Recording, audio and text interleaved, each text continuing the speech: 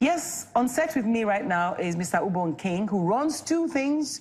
One is Protection Plus, which is a security agency that's run for 20 years. The other one is Ubon King Foundation. Now, the interesting thing about it is one begot the other.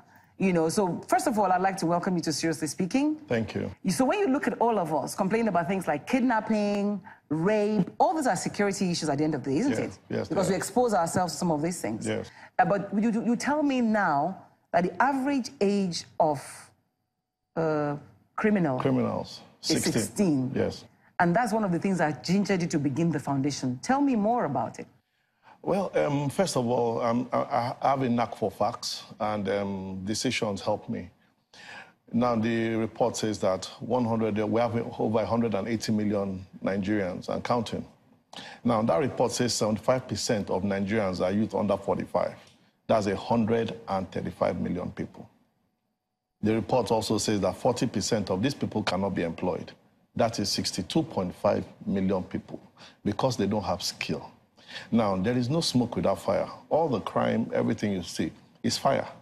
There's smoke there's that smoke. Fire is under. What's the fire? When you have a system that does not look at the long term, whatever criminal activities you see is just an offshoot of the lack. You have an average of 1.7 million people writing JAMB. 650 are taken into the universities. These are scary statistics. Yes. It's New Year. Let's not... No, but 400,000 graduate. Where are the others? And if people don't have the opportunity to eat, they must eat breakfast, lunch, or dinner. If they don't get it by work, they'll find it through other means. Hunger is a drive. So we now need to change their pattern instead of being fed negatively to things that will inspire people positively. Tell me how, for you, how security became an issue. Why did you set up Protection Plus, for example, 20 years? Well, I set up Protection Plus because... Because your background is not... No, okay, I have some pain in me. I lost my father when I was 13 years old. And I wanted to also be there to stand for anybody losing anything. So that interest began to build. And it grew because I kept reading, I kept networking with people in the industry and also applying myself. So the more I applied myself, the better I became. And I was also seeing loopholes and I was filling them, getting better. New technology, new opportunities, new assignments. I just kept growing. And because as I was growing, more challenges in different parts of Nigeria, different parts of the world. And what was your first course of study? Agric. Wow. Agric. Education agric, to be precise. So education is still there. So teaching others became an issue for you? Not teaching others, is to redirect them. And, because I know what will happen. Yes, I can predict people's future by what I see you do. So if I know you have too much energy and you're not fed with a positive mindset, I know where you end. Now, if you look at the student community right now, you have over 40 million in Nigeria. Now, if the leadership of the student community are not focused well, the electorate you have are people that will buy them off. It's a good place to stop. Because, my guest who's joining you on the panel is at least one youth that said no to being bought. It means it can happen. Yes. I'll take a break, and then I return to the panel conversation where we begin to show you how you can protect yourself against all of these things, government and individual. We'll be right back. Yes, so welcome back, and this is still 2018. It's going to be a great year. At least, if by the time you're done with this show, you will know how to help somebody who has been raped or has been kidnapped or whatever. But more importantly, you will know how to take care of yourself. Now, if 1 in 5 girls gets raped in Nigeria today, or the average age of a criminal is 16, then there is fire on the mountain, right? There's fire on the... These statistics, do they bother you? Oh, it does. Because sometimes I'm walking on the street and I begin to count 5 girls and I imagine, oh my God, one in these 5 girls will get raped. And so it's a mental struggle for me to realize that there's so much work that needs to be done. How many girls, because since you became public, what happens now is that governments and other agencies send people to you. Yes. So how many reported cases do you get on a daily basis? On the average, we get 2.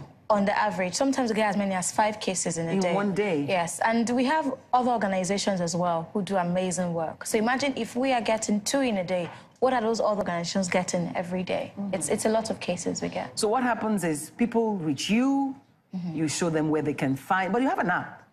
We don't have an app. So what we do is we provide medical, legal, and psychosocial support to victims of sexual violence across Nigeria. So we're based in Lagos and Abuja, but we provide services across Nigeria. And what we do is the first step, get you to report to a police station and get you to a hospital. All of the medical bills, we pay all of that for the survivor. Then we have trained therapists that we work with who counsel the survivor to prepare them mentally for the battle in the court of law, and also for them to be able to understand what has happened to them and live with the process. Okay, she said to me in the course of getting prepared for this that rape is the worst thing that can happen, is the worst violation of any human being. Do you believe that? It's mental. It's something that lives with you. If you don't deal with it early, if you see anybody, you start screaming. Okay, but you see, what I find interesting is most of the rape that occurs is a young man raping a young woman, or male to female. Yeah. And you tell me that our schools are homes of such boys being raised. Yes. Basically, it's more like a lot of these boys want to do something extra to feel important, that this is what they have achieved. And in the universities, a lot of them use it as part of initiation rites in cults, or to gain a lot of influence that they could do this. So when one person succeeds at a rape issue, you have people now latching on that they must also exercise it. And once you fall victim, once you become a practicer of that, it just grows. So some of these people like Weinstein? Yeah, Harvey Weinstein was probably a rapist in school or what? It starts for, let me just paint a very brief scenario. So, for example, you're in a home, you have a maid, you have the boy in the house, and then you rape the maid.